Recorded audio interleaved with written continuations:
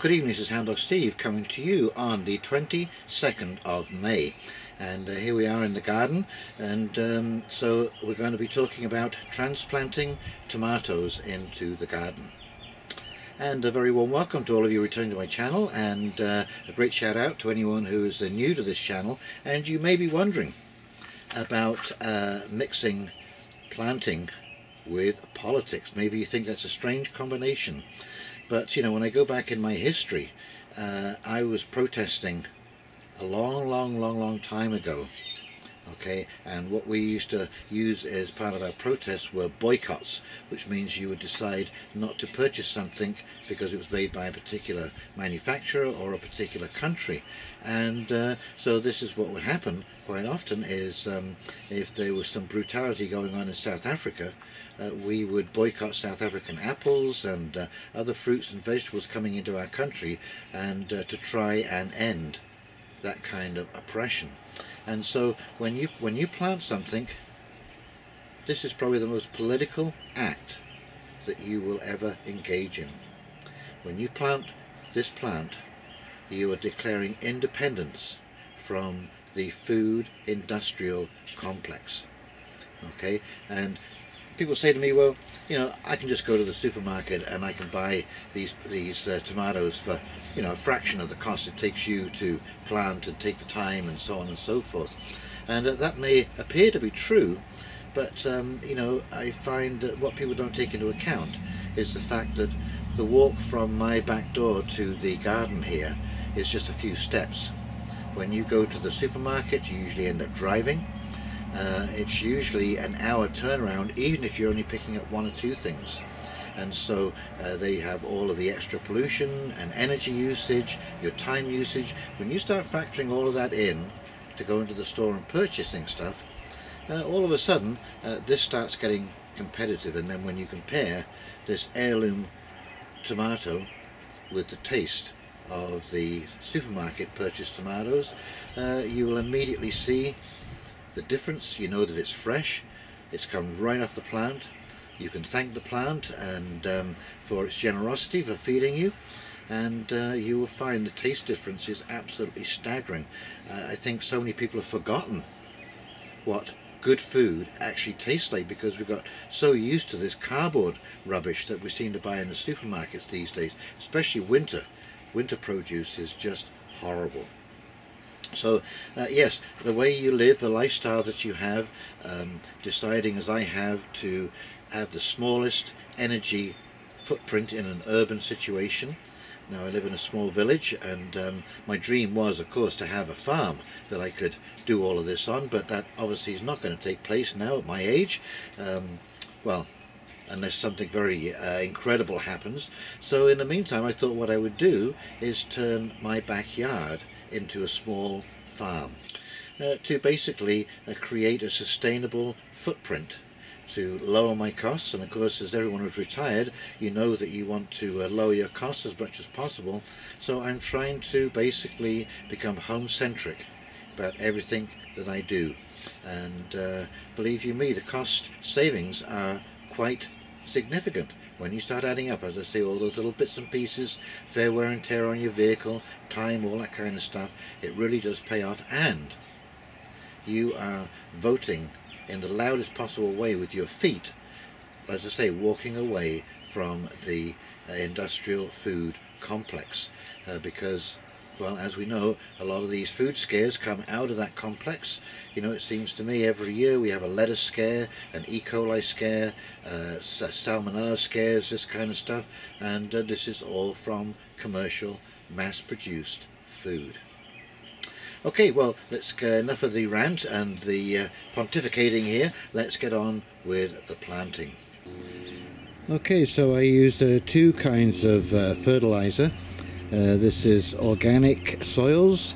It costs about $300 for a huge bale like this, and it is worm castings.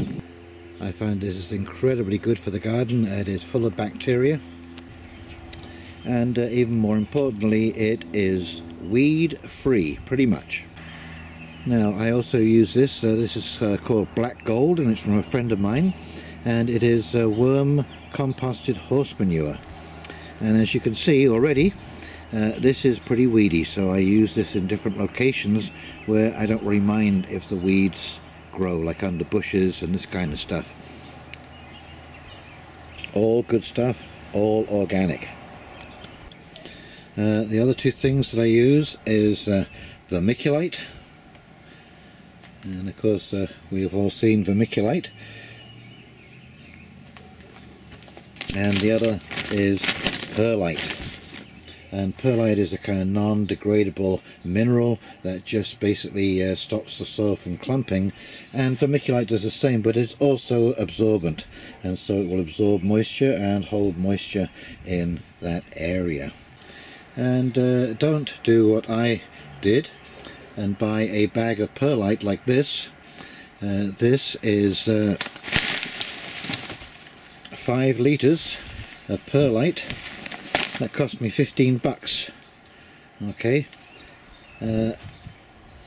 this huge bag of perlite, 22 pounds, cost 33 bucks.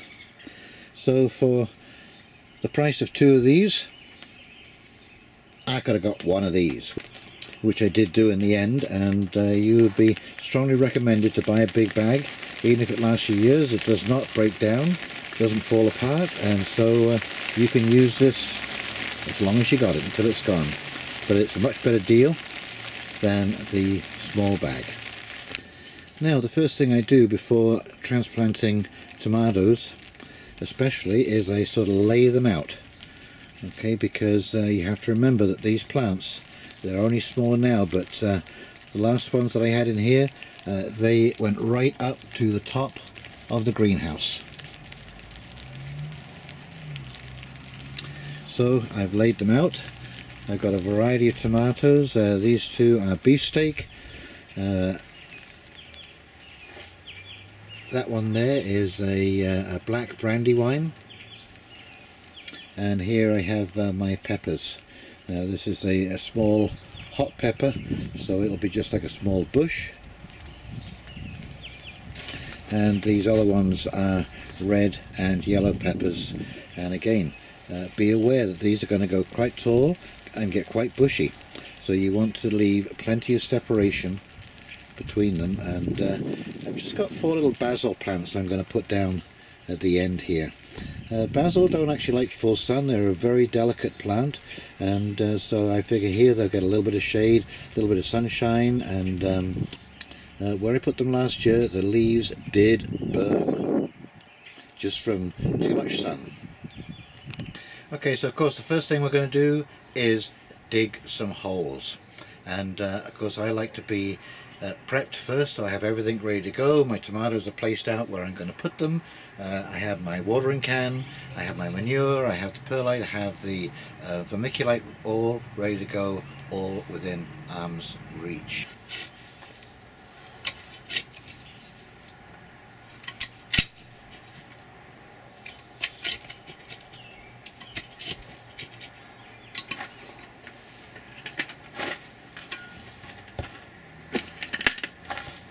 Okay, into that hole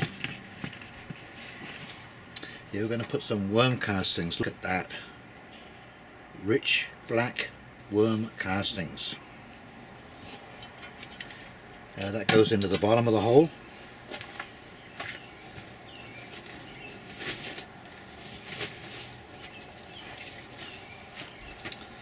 Some vermiculite,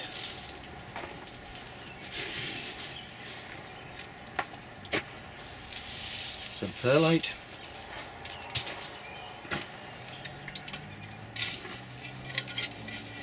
and you just mix all that up together.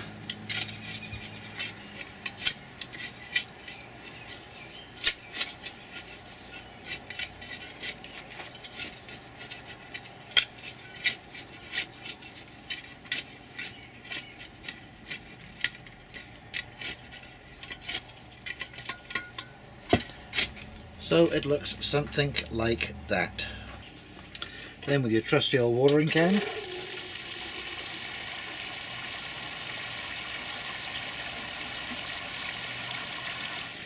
give that a good soaking. Now, an interesting thing about tomato plants, I'm not quite sure if you can see there, but on the stem of the plant they're all little hairs, little white hairs. These hairs will grow into roots if you let them, if they get planted underground. So what I usually do with a tomato plant is I just snip off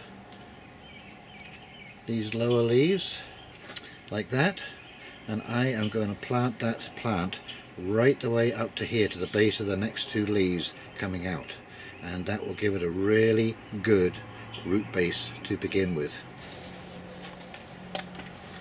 And you can see there is a good root ball there already. Okay, in we go.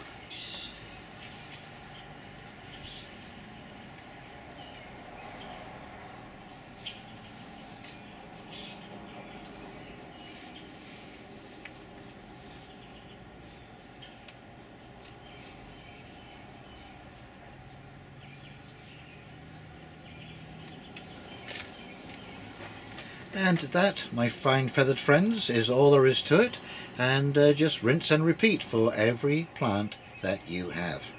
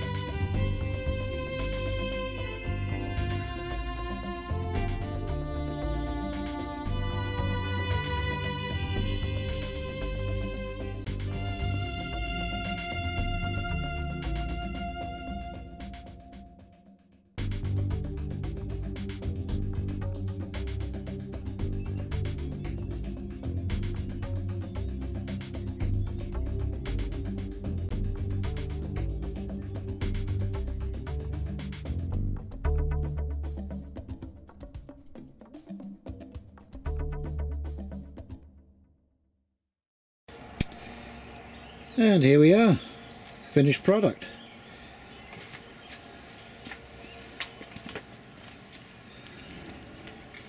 All the tomatoes, peppers and basil are in. Now personally I do like to transplant on rainy days, overcast days, maybe a little cooler. It just gives them a little bit of a time to get over that shock of being in a new surroundings and roots trying to find their place. So I'm looking forward to lots of tomatoes. So please, if you've enjoyed this video and you want to see more of this kind of stuff, like, comment and subscribe below. So anyway, I plan to make several videos during the course of the season. The next one is probably going to be the rebuilding of my hugelkultur bed, because hugelkulturing is the most incredible way to grow food. It's really going to help you with this inconsistent climate that we've had, the hots, the colds, the wets, the dries, that kind of stuff. So stay tuned for that, and in the meantime, this is Hound Dog Steve wishing you a very pleasant evening, and we will talk very, very shortly. See you now. Bye.